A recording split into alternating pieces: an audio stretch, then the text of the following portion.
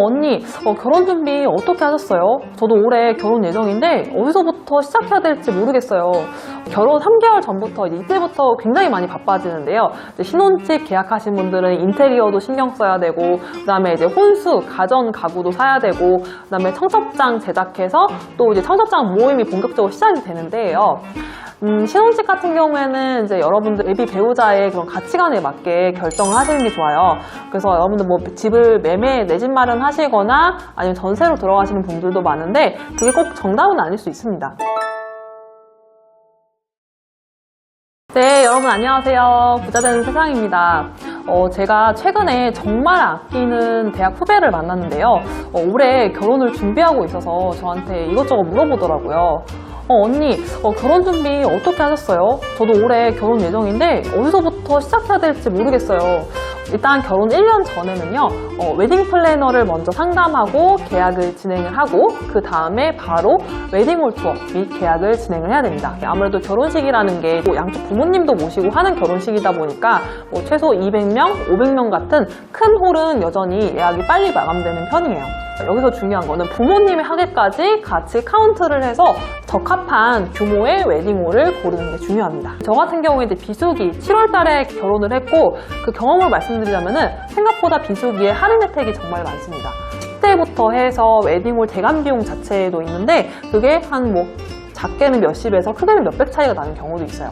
그래서 여러분들이 만약에 내가 날짜가 크게 제약이 없다 하시면은 한번 비수기에 하는 것도 고려해보시면 좋을 것 같습니다. 결혼 10개월, 11개월 전에 준비해야 될 것이 있는데 바로 스드메입니다.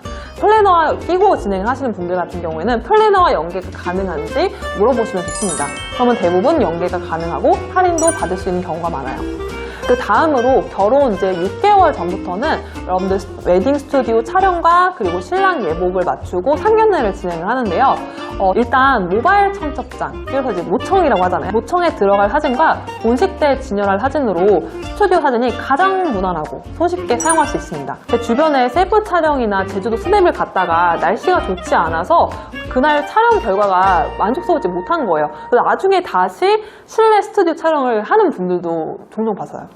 여러분 드레스 고르실 때 보통 어떤 걸로 많이 고르세요? 스튜디오 촬영만큼은 입어보면 실크 드레스가 훨씬 더 잘 어울리는 경우가 많습니다.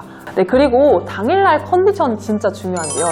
특히 이제 여성분들은 사진이 좀 이쁘게 날씬하게 나오려고 며칠 전부터 굶고 가시는 분들이 많더라고요. 저는 사실 이제 굶지는 않았는데 대신 잠을 전날에 잘 못 잤어요. 근데 이게 촬영 시간이 여러분들 한두 시간 안에 끝내지 않아요. 보통 최소 2-3시간 이상 진행을 하는데 갑자기 저도 모르게 식은땀이 나고 현기증이 나고 막 호흡이 어려워지고 두통이 생기는 거예요. 그 이유가 드레스가 여러분 이게 보기에는 되게 이뻐 보이지만 거의 갑옷이에요. 갑옷. 상당히 무겁고요. 특히 또 허리를 조이는 코르셋 때문에 이렇게 호흡곤란이 오는 경우가 많다고 해요. 사실 결과물이 가장 잘 나오려면 어떻게 될까요? 무조건 많이 웃는 게 중요합니다. 그러니까 스튜디오 촬영하는 동안에 막 1시간, 2시간 아니 거의 3시간 가까이 촬영을 하는데 계속 웃어야 되니까 사실 나중에 체력 소모가 굉장히 심합니다. 그리고 이제 상견례도 이제 이때쯤부터 해서 서서히 준비를 해나가는데요. 여러분들 그 웨딩홀 처음에 예약하면은 사전에 신탈수익 해주는 경우가 많거든요. 그러면 웨딩홀 측에다가 한번 연락을 하셔서 상견례를 여기서 진행하려고 하는데 혹시 따로 룸을 잡아줄 수 있는지 이게 이제 되는 웨딩홀 있고 안 되는 곳이 있거든요. 그래서 한번 문의를 해보시면 좋습니다. 제 지인분 중에도 그렇게 한 분이 계신데 이게 이제 비용도 절약이 되고 또 이제 미리 이렇게 밥을 먹고 나서 예식장도 구경할 수 있어서 좋았다고 하더라고요. 이제 결혼 3개월 전부터 이때부터 굉장히 많이 바빠지는데요. 이제 신혼집 계약하신 분들은 인테리어도 신경 써야 되고 그다음에 이제 혼수, 가전 가구도 사야 되고 그다음에 청첩장 제작해서 또 이제 청첩장 모임이 본격적으로 시작이 되는데요.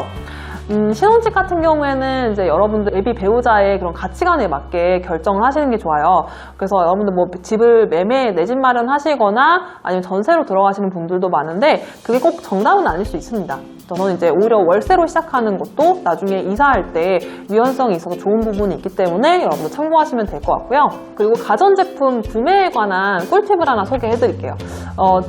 새로 오픈하는 매장이나 재오픈하는 매장을 찾아가세요. 가전 매장은 신규 오픈 때 프로모션이 굉장히 많습니다. 이게 제가 정말 뼈저리게 느낀 건데 청첩장 모임은요 미리미리 나눠서 하시는 게 좋습니다. 일단 체력적으로도 너무 힘들지만 또 특히 이제 신랑 신부분들 결혼식 당일날에 이렇게 좀 이쁘게 보이고 싶잖아요. 그러면은 그 전에 미리 다이어트도 해야 되는데 생각보다 다이어트 할 시간도 없습니다. 네, 그리고 청첩장을 이제 줄 때도 이 사람한테 보내야 될까 말아야 될까 고민되는 분들이 있잖아요. 그런 분들한테는 그냥 보내시는 게 나아요.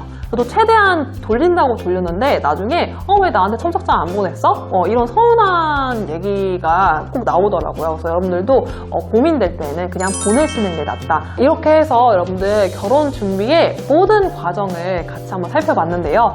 가장 중요한 건 뭐다? 둘이 함께 즐기면서 준비를 하는 거예요. 저도 2년 전에 이 모든 과정을 거쳐서 왔는데 물론 힘든 데도 있었지만 그래도 굉장히 그 과정 자체가 너무 행복한 추억이 됐어요. 그래서 여러분들도 즐겁게 준비하시면 좋겠습니다.